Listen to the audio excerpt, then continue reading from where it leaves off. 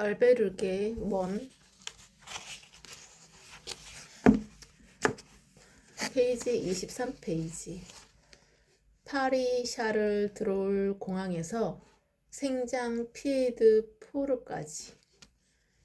파란 하늘 아래에 하얀 구름이 카페처럼 펼쳐져 있었다. 나는 창밖을 보며 이번 촬영 일정을 다시금 떠올려 보았다. 이번 취재는 체험형 로드 다큐멘터리 콘셉트에 맞게 현지 코디네이터를 고용하지 않고 순전히 기획부터 체험, 연출, 편집까지 전 과정을 PD인 내가 총괄해서 진행해야 했다. 그래서 산티아고 순례길에 대한 정보를 수집하고 준비하는 데에는 평소보다 더 많은 신경을 썼다. 산티아고 순례길, 까미노 데 산티아고 는 매년 전 세계 수십만 명의 순례자들이 찾는다고 했다. 그리고 그들은 각자 이 길 끝에서 무언가를 얻었다고 말했다. 앞으로 삶을 살아가는 지표든 답답한 과거의 그림자를 벗어나는 방법이든 이 길의 끝에 섰을 때 각자의 답을 얻었다고. 이 길에 과연 어떤 특별함이 있기에 이렇게 많은 사람들이 이 길 끝에서 무언가를 얻었다고 말하는 것일까? 걷고, 만나고, 나누고, 느끼고, 사유하고 그 모든 과정을 좇다 보면 순례 끝에 답을 선사하는 이 길만의 특별함을 찾을 수 있을까? 산티아고 순례길의 전 과정을 그들과 함께 걸으며 특별한 그 무언가를 찾아내는 것이 내가 정한 목표였다. 마침 내가 출발하는 9월은 순례자들이 많이 찾는 시기라고 하니 취재거리는 걱정하지 않아도 되겠다는 생각과 함께 기대감도 살짝 오르기 시작했다. 딩동, 우리 비행기는 잠시 후 샤를드롤 공항에 도착할 예정입니다. 현지 시각은 오후 6시 30분, 현재 온도는 15도씨입니다. 파리에서 좋은 시간 보내시기를 바라며 비행기가 게이트에 완전히 멈출 때까지 자리에 앉아 계시길 바랍니다. 감사합니다. 기장의 부드러운 안내 멘트와 함께 비행기가 서서히 착륙 준비를 시작했다. 켜켜이 쌓인 구름층을 뚫고 하강하며 파리의 모습이 눈에 들어왔다. 창문에 붙여놓은 카메라에 비행기의 착륙 장면이 담겼다. 창문 너머로 초록색의 경작지가 보였다. 풍요의 땅이라는 프랑스의 별칭이 생각났다. 비행기가 활주로에 내려서자 스피커를 통해 샹송이 흘러나왔다. 수화물 수치대에서 한참을 기다린 후에 겨우 짐을 찾아 나와 택시 승강장에 도착하니 예약했던 한인 택시가 기다리고 있었다. 오수연 씨, 헉헉, 네, 제가 오수연입니다. 안녕하세요. 안녕하세요. 프랑스에 오신 것을 환영합니다. 50대 중반쯤으로 보이는 기사님이 웃으며 맞아주셨다. 그러더니 이내 놀랍다는 듯이 나의 짐을 쳐다보았다. 입을 떡 벌린 그를 향해 나는 머쓱한 웃음을 지으며 트렁크에 짐을 싣고 택시에 탑승했다. 몽파르나스 역으로 가신다고 했죠? 네. 공항을 나서자 창밖으로 파리 시내의 광경이 펼쳐졌다. 도로벽에는 그라피티가 그려져 있었다. 40분 정도 달렸을까? 세느강 위를 달리며 멀지 않은 곳에 에펠탑이 보였다. 분위기에 취해 창문을 열어보는데 거센 바람이 몰아쳐 들어와 화들짝 놀랐다. 귓가를 스치는 바람 소리에 귀가 먹먹해졌다. 나는 카메라를 들어 얼굴로 몰아치는 바람을 막으며 잠시 멀리 보이는 시내, 파리 시내의 풍경을 촬영했다. 해가 막 지고 난 뒤라 하늘은 점점 짙은 보랏빛으로 물들어가고 있었다. 보랏빛 하늘 아래 오렌지빛 조명으로 화려하게 빛나는 에펠탑은 파리를 더욱 로맨틱한 도시로 만들어주고 있었다. 촬영을 끝마치고 창문을 닫자 바람 소리로 시끄러웠던 차 안이 다시 잠잠해졌다. 이내 기다렸다는 듯 기사님이 말을 건넸다. 어디 촬영이라도 가세요? 짐이 상당하던데요. 네, 제가 다큐멘터리 PD라서요. 이번에 산티아고 순례길 취재하러 가게 됐습니다. 이 많은 장비를 혼자서 다 들고요? 산티아고에 가면서 이렇게 짐을 많이 들고 가는 사람을 보는 것도 정말 오랜만이네요. 아, 네. 늘 하는 일이라 이 정도는 별 무리 없어요. 요즘 한국에서도 산티아고로 가는 분들이 많다고 하던데 어떤가요? 네, 요즘은 한국에서 오는 사람들이 참 많아요. 이번 주에도 꽤 많은 분들을 몽파르나스역까지 모셔다 드렸죠. 특히 며칠 전에는 한 커플이 탔는데 신혼여행으로 산티아고 순례길을 걷는다고 하더군요. 순례길에 오르면 정말 다양한 분들을 만날 수 있을 거예요.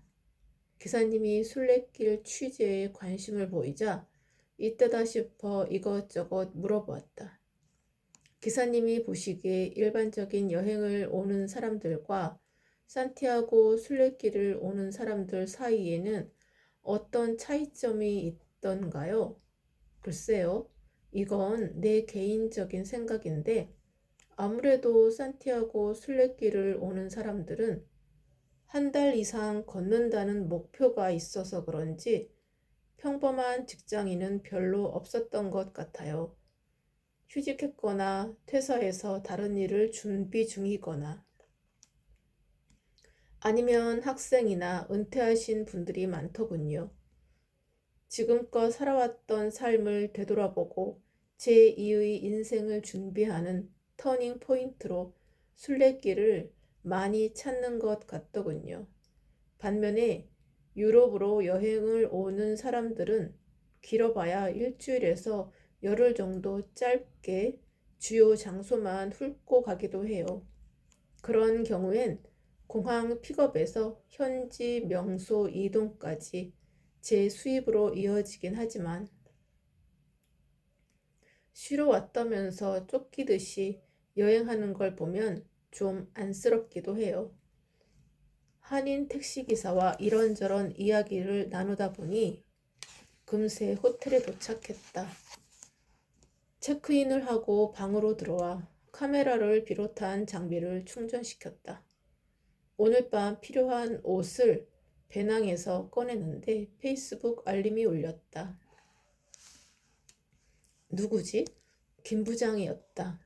메시지를 확인해 보니 도착 보고를 하라고 난리였다. 피로감. 갑자기 피로감이 2배로 느껴지네. 나는 간단하게 오늘 일정을 보고하고 채팅창을 닫았다. 급격히 몰려오는 피로감에 잠시 침대에 누웠다. 아, 일어나야 하는데 충전도 해야 하고 일어나야겠다는 나의 의지와는 다르게 눈꺼풀은 점점 내려왔다. 한 손에는 미처 스마트폰에 꽂지 못한 충전기 잭을 쥔 채 결국 나는 잠이 들고 말았다. 창밖을 두드리는 빗소리에 눈을 떴다. 아침이었다. 때마침 스마트폰에서 요란하게 알람이 울렸다. 나는 얼른 씻고 간단하게 조식을 먹었다. 그리고 방으로 돌아와 풀어둔 짐들을 다시 챙겼다. 방을 나서기 전 마지막으로 비 내리는 창밖의 풍경을 스마트폰에 담았다.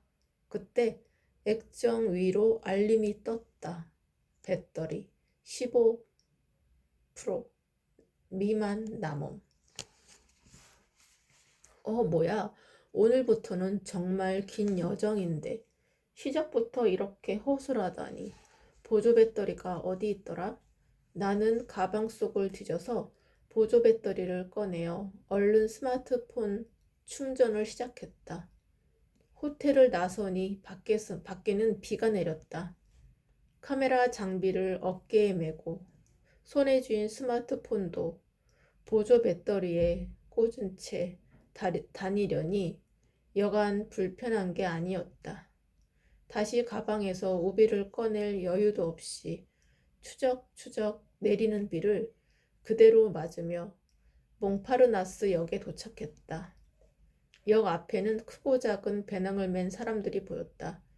저 사람들의 목적지도 나와 같을까? 산티아고 순례길은 다양한 루트가 있는데 그 중에서 나는 가장 많은 사람들이 걷는다는 프랑스 길을 선택했다. 이곳에서 바욘까지 기차로 4시간, 바욘에서 다시 기차로 1시간 반을 더 가면 프랑스 길의 시작점인 생장 피에드 포르에 도착할 수 있다. 바욘에 도착하면 점심때가 훌쩍 넘어 있을 거라는 사람들의 후기가 생각나서 나는 근처 까르푸 매장에 들러 베드버그 약과 간식거리를 샀다. 역에서 기다리자 잠시 후 바욘행 기차가 도착했다. 등산화를 신고 자신의 키를 훌쩍 넘긴 큰 배낭을 맨 사람들이 기차에 오르기 시작했다. 사람들의 배낭에는 각각 다양한 국기가 꽂혀 있었다. 이 사람들도 함께 바욘까지 기차를 타고 가는가 보다. 왠지 모를 설렘, 긴장감과 더불어 그들에 대한 호기심이 샘솟았다. 기차 안을 둘러보던 중 호탕한 웃음소리가 들려서 고개를 돌려보니 중년의 남성이 누군가와 신나게 이야기를 나누고 있었다. 그 옆에는 노르웨이 깃발이 꽂힌 배낭이 보였다. 노르웨이 사람인가? 내가 인터뷰를 요청하면 흔쾌히 응해줄 것 같은데.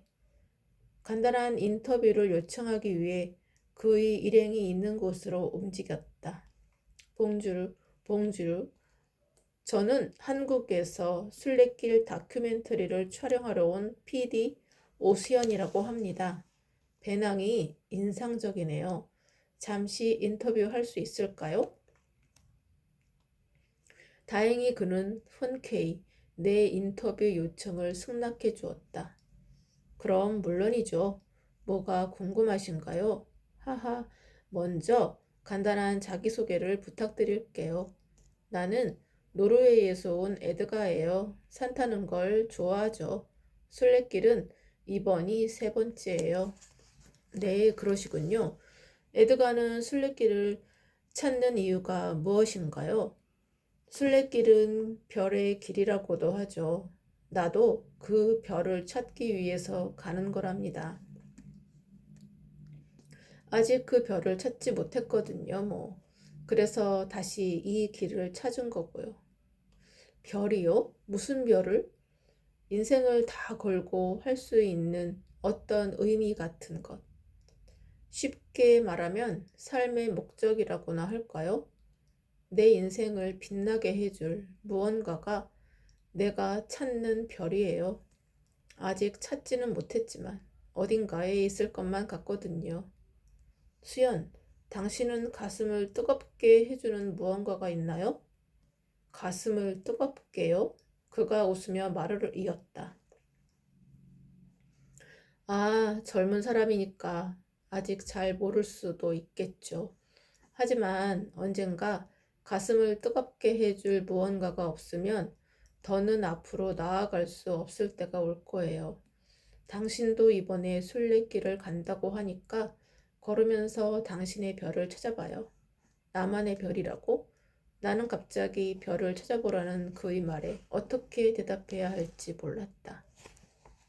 아, 저는 취재차 가는 거라. 그러면 걷지 않을 건가요? 똑같이 걷는 건데 그동안 한번 생각해봐요. 그냥 일만 하면서 걷기에는 정말 긴 여정이 될 테니까요.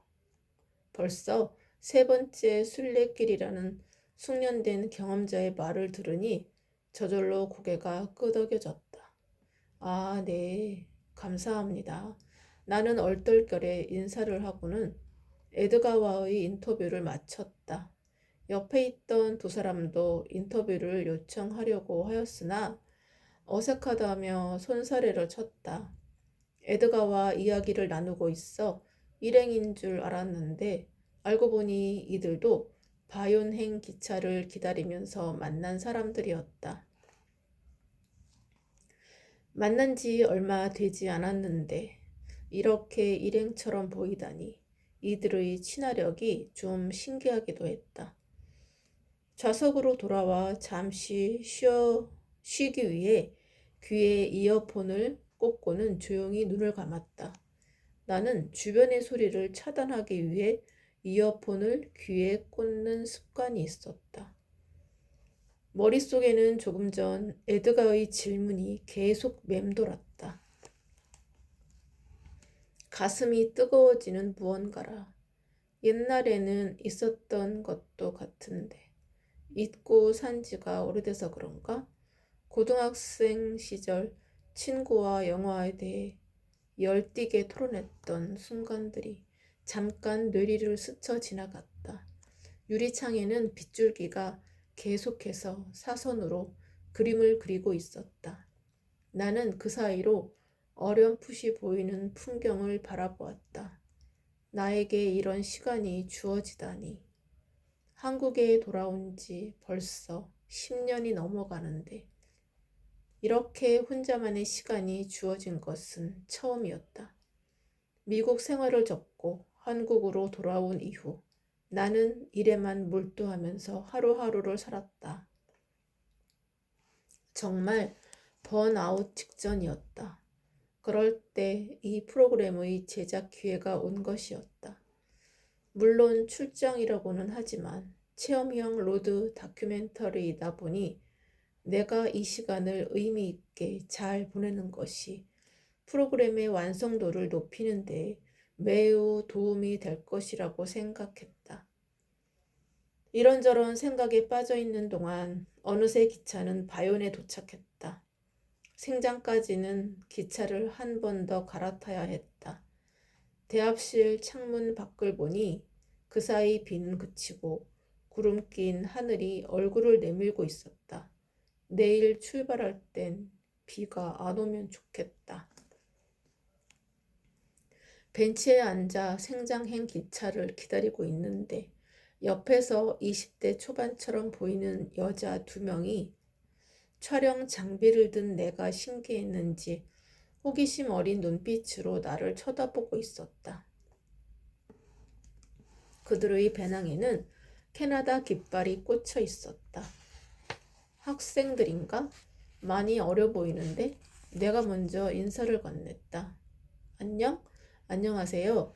그들도 수줍은 듯 웃으며 나에게 인사했다.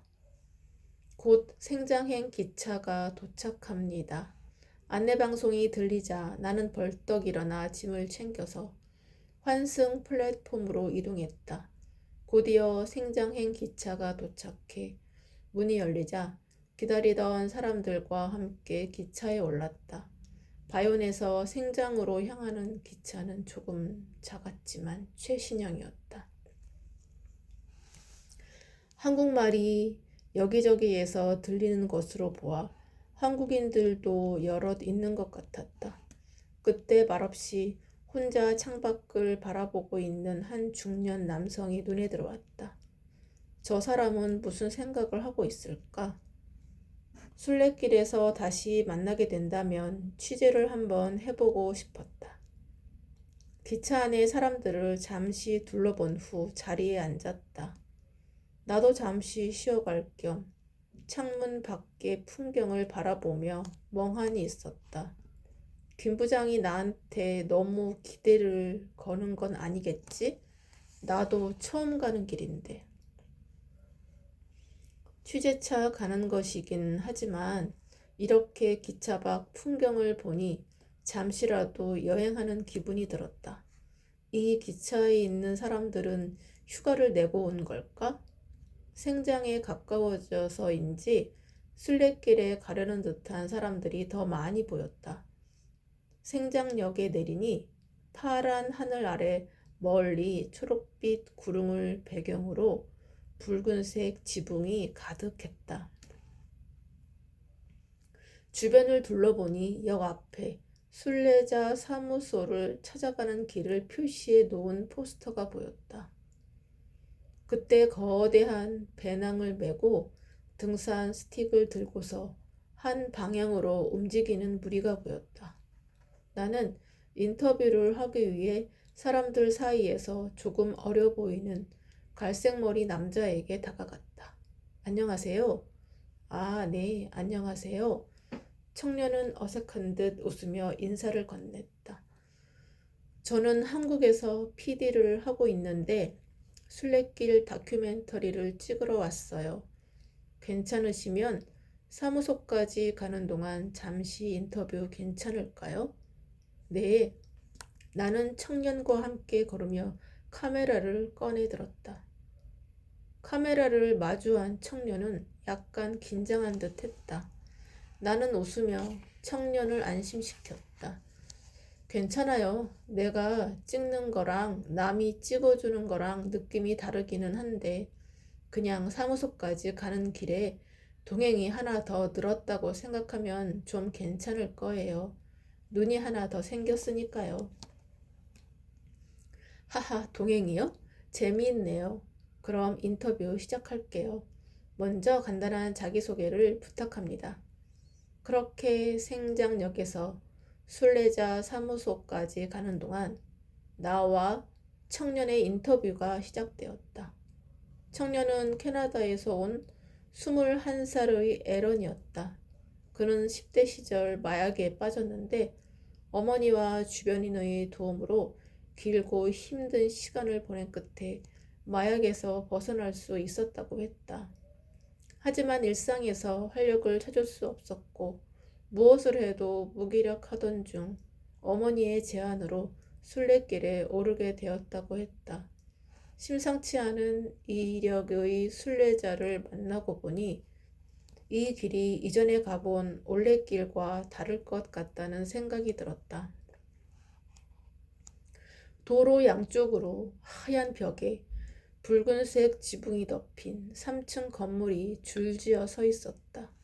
그 아래로는 반듯하게 다듬어진 나무들이 담장 역할을 하고 있었다. 아직 초록으로 남아있는 계절. 흰 벽과 붉은 지붕으로 이루어진 생장의 건물들과 붉은 갈색 머리의 에런의 모습이 그림처럼 스며들었다.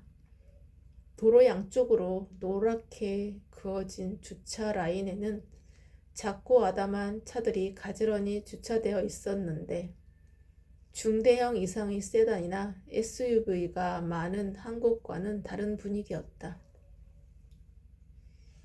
그렇게 에런과 인터뷰를 하는 사이 어느새 마을 중심부에 다다랐다. 건물 외벽에서 세월의 흐름이 묻어났다. 마을 전체가 중세 영화의 세트장 같았다. 마치 중갑을 입은 기사가 말을 타고 긴 창을 들고 나타날 것만 같은 오래된 벽체를 지나자 아스팔트 길이 어느새 벽돌길로 바뀌고 좁은 골목이 이어졌다. 수연, 배낭에 뭐가 들었어요? 옆에도 가방들을 또 메고 있고. 인터뷰를 끝낸 후 오르막을 오르기 시작하며 나와 조금은 편해진 에런이 여러 가지를 물어왔다. 에런의 질문에 나는 손에 들고 있던 카메라를 들어 보이며 답했다. 옆에 맨 이건 카메라 가방이에요. 조금 전에 에런을 인터뷰했던 이 카메라와 부대 장비들이 들어가죠. 지금 이 안에는 조그마한 액션 캠도 2개 정도 들어있어요. 그리고 배낭에는 약간의 생필품과 옷까지, 노트북, 드론 등 촬영에 필요한 장비들도 있고요. 여기 배낭 아래쪽에 꽂혀 있는 이건 보다시피 삼각대예요. 우와, 이렇게 다 들고 산티아고까지 걸어갈 거예요? 뭐 그렇죠. 촬영 다니면 여러 가지로 필요한 게 많으니까요. 그래도 꽤 많이 줄여서 온 거예요. 대단하네요. 저는 이 한 몸도 힘든데. 그래서 조금 전에도 말했지만 저는 이번 순례길을 통해 그동안 마약에 찌들었던 몸과 마음을 정화해보고 싶어요. 저도 응원해요, 에런. 젊은 나이에 이렇게 자기를 위해 도전하는 모습이 참 좋아 보여요. 각자 좋은 시간을 보내자고 격려의 말을 주고받으며 에런과 남은 거리를 같이 걸어갔다. 하지만 말과는 다르게 무거운 배낭과 걷기 불편한 바닥으로 인해 고개가 저절로 아래로 떨어졌다. 오래전 동유럽 여행할 때도 이런 바닥을 걸은 적이 있었다. 그때 눈이 오는 추운 겨울이라 걷기가 정말 힘들었는데 지금은 그때보다 날씨가 따뜻해서 그나마 걸을만 했다. 고개를 들어 앞을 보니 머리 위로 올라가는 높은 배낭을 맨 일련의 사람들이 낮은 오르막을 따라 걸어가고 있었다. 저 사람들의 배낭에는 뭐가 들었을까요? 순례길에는 어떻게 오게 됐을까요? 나의 물음에 에런도 생각이 많아지는 듯 앞의 무리에 시선을 두었다. 나는 카메라를 계속 작동시킨 채로 그들 뒤에서 오르막을 따라 오르기 시작했다. 얼마 가지 않아 순례자 사무실이 나타났다. 에런, 드디어 도착했네요. 저는 여기서 순례자 여권인 크레덴시아를 발급받고 내일부터 순례길에 오르려고 해요. 오는 동안 동행해 주어 고마워요. 저도 재미있었어요. 한국에서 온 PD님을 만난 것도 흥미로웠고요. 저는 크레덴시아를 발급받고 오늘부터 조금이라도 걸으려고 해요. 조금만 가면 알베르게도 있고 하니까요. 그럼 부엔 까미노. 순례길 인사를 하고는 에런이 사무소로 먼저 들어갔다. 나는 아직 부엔 까미노라는 인사말이 입에 붙지 않았다. 시간을 확인해 보니 오후 3시밖에 되지 않아 에런처럼 순례길에 오르려면 오를 수는 있었다. 하지만 오늘은 여기서 멈추기로 했다. 조금 쉬었다가 내일 새벽 사람들과 함께 출발하는 편이 더 좋을 것 같았기 때문이었다. 사무소에 들어가니 사무소 안이 북적였다. 사람이 많아서가 아니라 공간이 좁아서였다. 줄을 선 사람들 뒤에서 순서를 기다려 순례자 여권을 발급받고 내일 걸을 오르송 루트에 대한 설명과 알베르게 리스트를 덤으로 얻었다. 사무실의 한쪽에서는 여러 봉사자들이 순례자들을 안내하고 있었다. 순례자 여권이 있어야 순례자 전용 숙소인 알베르게에서 숙박할 수 있습니다. 그 중에는 한국인으로 보이는 봉사자도 보였다. 나는 잠시 양해를 구하고 한국인 봉사자에게 다가가 인터뷰를 요청했다. 안녕하세요. 저는 한국 JBS 방송국에서 온 오수연이라고 합니다. 이번에 순례길 다큐멘터리를 촬영차 왔어요. 잠시 인터뷰 가능하실까요? 아, 한국에서요? 네, 그럼요. 나는 어떻게 이곳 순례자 사무실에서 봉사하게 되었는지, 요즘 오는 분들은 어떤지 등을 물었다. 그리고 인터뷰 말미에 이곳을 찾는 순례자들에게 당부할 말을 부탁했더니 그가 말했다. 이곳은 산티아고 순례길의 여러 루트 중 가장 많은 사람들이 찾는 프랑스 길의 시작 지점이에요. 순례자들은 이곳에서 산티아고를 향해 출발하는 날 첫 번째 도전에 직면하게 됩니다. 바로 피레네 산맥이에요. PD님도 설명을 들으셨겠지만 오리송을 지나 피레네를 넘는 오리송 루트는 산티아고 순례길 중에서도 아름답기로 유명한 길이지요. 하지만 1430m라는 높은 고지와 험준한 산세로 인해 기후에 따라 폐쇄되기도 하는데요. 그런데도 어떤 분들은 그런 위험함에 더 매력을 느끼시는 것 같아요. 악천후로 인해 폐쇄되었다고 우회로를 안내해드려도 이곳에서 날씨가 그렇게 나쁘지 않으면 억지로라도 가시는 분들이 종종 있어요. 산에서의 날씨는 이곳과는 매우 다른데 말이에요. 그러다 부상을 당하는 분들도 있답니다. 그런 모습을 보면 참 안타까워요. 구도와 성찰의 길을 가는데 안전은 필수 요소라고 생각합니다. 좀 더 멋진 경치를 보려다 부상을 당하게 되면 도리어 남은 길도 갈 수 없으니까요. 그러니 순례길에 오르신 여러분 모시거든 제발 안내해드리는 안전수칙을 잘 따라주세요. 부엔 까미노. 표정과 말투에서 절절함이 묻어나는 인터뷰였다. 다행히도 이번에는 오리송 루트를 오를 수 있다고 하니 기대감이 증폭되었다. 인터뷰를 마치고 순례자 사무실 내부의 풍경을 둘러보는데 사무실 한쪽에는 순례길의 상징인 가리비 껍데기가 쌓여 있었다. 내 앞에서 금발의 여인이 예쁜 무늬의 가리비 껍데기를 찾으려고 뒤적이고 있었다. 나도 주머니에 있던 2유로를 꺼내어 기부함에 넣고 하얀색의 가리비 껍데기를 하나 집어들어 배낭에 달았다. 나도 이제 좀 순례자 같을까? 나는 사무실을 나와 지도 속의 길을 짚어가며 예약한 알베르게를 찾아 나섰다. 알베르게로 가는 동안 배낭을 맨 사람들이 많이 보였는데 다들 배낭에 저마다의 방식으로 순례자임을 표시하고 있었다. 가리비를 줄줄이 달기도 하고 노란색 화살표가 그려져 있는 배지로 가방에 커다란 화살표를 만들기도 하고 가리비와 화살표가 그려진 다양한 크기의 배지들을 붙이기도 했다.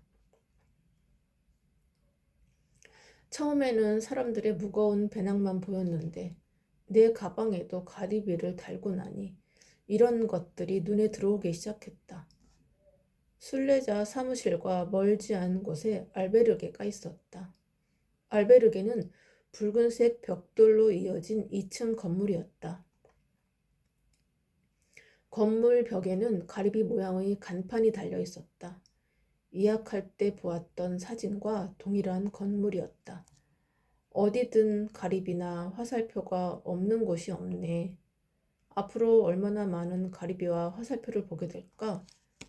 알베르게의 아치형 입구로 들어서자 먼저 온 사람들이 가벼운 차림으로 돌아다니고 있었다.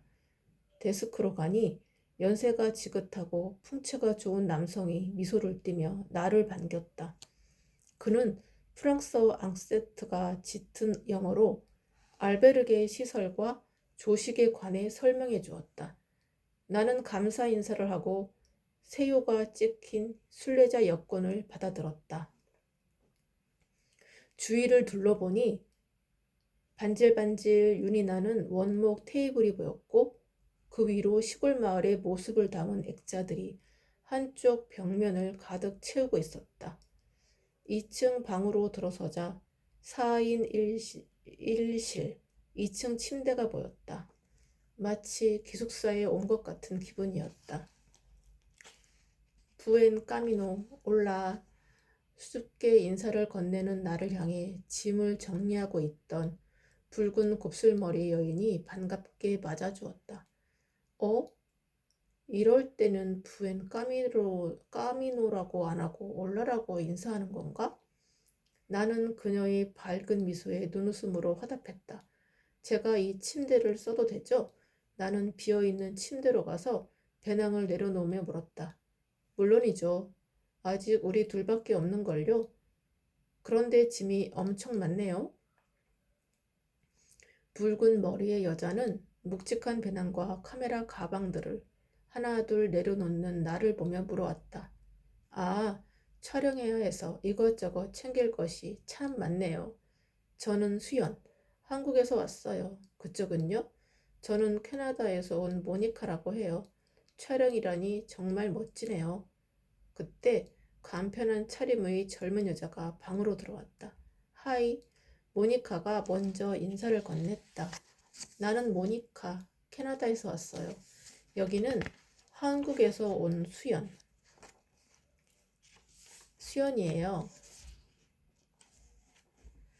모니카는 나를 보며 이름을 정확하게 발음했는지 눈으로 확인을 구했고 나는 웃으며 고개를 끄덕였다. 젊은 여자는 나와 모니카에게 눈웃음을 지으며 인사했다. 전 수지라고 해요. 프랑스에서 왔어요. 통성명을 하며 짐 정리를 마친 수지와 모니카는 샤워실로 향했고 나는 카메라를 챙겨 들고 순례길 첫 알베르게의 모습을 구석구석 담기 시작했다. 이곳은 한국에서 알베르게를 알아보던 중 다녀온 사람들의 평이 좋아 예약한 사립 알베르게였는데 침구며 화장실이 일단 깨끗해서 악명 높은 베드버그로부터는 안심이 되었다. 로비로 내려가 공동 거실을 둘러보았다. 거실에는 앤티크 벽난로를 중심으로 빛바랜 브라운색 가죽 소파가 들어서 있었고 턱선이 날렵한 청년이 소파 가장자리에 몸을 묻고 성경을 보고 있었다. 흰 벽에는 은은한 노란빛 조명이 방을 밝히고 있었다. 그리고 벽난로 장식장 가운데 아기 천사 조각상이 눈에 띄었고 가구와 장식품들에서 세월의 흔적이 느껴졌다. 거실 맞은편에는 식당이 있었는데 식당에는 빨간색 카펫이 깔려 있고 중앙에 있는 사각 원목 테이블에 10여 개의 기본 플레이트가 초록색 테이블 매트 위에 세팅되어 있었다. 입구를 중심으로 정면에 난 격자무늬 창가에는 이름 모를 꽃 화분이 놓여 있었다. 1층을 둘러보고 2층으로 오르는데 계단 저 위로 석양빛이 먼지를 타고 아른거렸다. 내 발걸음은 자연스럽게 노을을 쫓아 테라스로 향했다. 넓은 초록색 풍경 가운데로 붉은 지붕이 오렌지 빛으로 물들고 있었다. 댕댕댕. 노을을 감상하고 있으려니 어디선가 싱잉볼 소리가 들렸다. 나는 싱잉볼 소리를 쫓아 계단을 내려갔다. 1층 정원으로 향하는 뒷문으로 나가보니 잔디밭에서 몇몇 사람들이 타월이나 허름한 요가 매트 같은 것을 깔아놓고 가부좌로 앉아 있었다. 둥글게 둘러앉은 그들은 눈을 감은 채 나의 발자국 소리에는 아랑곳하지 않고 자세를 유지했다. 나는 천천히 걸으며 사람들을 살펴보았다. 평온해 보이는 얼굴, 눈동자의 움직임이 보이는 눈꺼풀, 가볍게 떨리는 손, 흔들리는 상체, 깊은 고요함에 취한 듯한 얼굴. 다들 무릎에 가볍게 손을 얹고 앉아 있었다. 조금씩 어둠이 밀려와 하늘에 고요함이 내려앉고 있었다. 그 사람들 뒤로는 매트를 깔고 물구나무를 서고 있는 사람도 있었다. 아주 능숙한 자세로 조금의 흔들림도 없었다. 명상 중인 건가? 하긴 이 순례길에서 명상만큼 어울리는 것도 없긴 하지. 정원에 앉아있는 사람들의 모습을 카메라에 담은 뒤 나도 조용히 그들 옆으로 가서 가부좌를 틀었다. 명상이라면 나도 어디 가서 뒤지지 않을 만큼 수련을 해왔기 때문에 이 분위기에서 크게 방해가 될 것 같지 않았다. 그렇게 눈을 감은 채 어두워져 가는 하늘 아래 시간이 흘렀다. 댕. 천천히 눈을 뜨니 금발의 남자가 옅은 미소를 띠며 은은한 종소리가 나오는 스마트폰을 들고 서 있었다. 그리고 우리가 앉아있는 곳 옆으로 얼마 남지 않은 초 몇 개가 밀려드는 어둠을 간신히 밀어내고 있었다. 초가 있었구나. 눈을 뜨자 그제야 명상하는 내내 우리 주변을 밝혀주고 있었던 초가 보였다. 명상이 끝난 사람들은 하나둘 엉덩이에 깔았던 것들을 집어들고 일어서기 시작했고, 이 명상 모임의 진행자로 보이는 금발의 남자는 꺼진 초를 정리하며 온화한 얼굴로 그들을 배웅하고 있었다. 나도 자리에 일어났다. 그러나 이대로 끝내긴 무언가 아쉬워 마당 한쪽에 비치된 벤치에 앉았다. 하이. 조금 전 명상을 진행했던 금발의 남자가 다가오며 인사를 건넸다. 난 미국에서 온 에드리안이라고 해. 하이. 난 한국에서 온 수연. 수연은 명상이 처음은 아닌 것 같네. 앉아서 명상하는 모습이 꽤 자연스러워 보였어. 나는 에드리안의 말에 살짝 당황했다. 뭐지? 날 보고 있었던 거였어? 하지만 태연하게 웃어 보이며 말했다. 명상을 접한 지 몇 년 됐으니까. 이 알베르게에서 명상 클래스를 운영하나 봐. 에드리안이 웃었다. 아니, 나도 순례자야. 요가, 명상에 관심 있는 사람들이 많아서 우연히 자리가 만들어진 거야. 그렇구나. 너무 자연스럽게 리드해서 클래스가 있는 줄 알았어. 덕분에 첫날부터 색다른 경험이었어. 순례길은 이제 시작이니 기회가 된다면 이런 자리가 또 만들어질 거야. 에드리안이 들어가고 나는 조금 더 있다가 방으로 돌아와 잠을 청했다.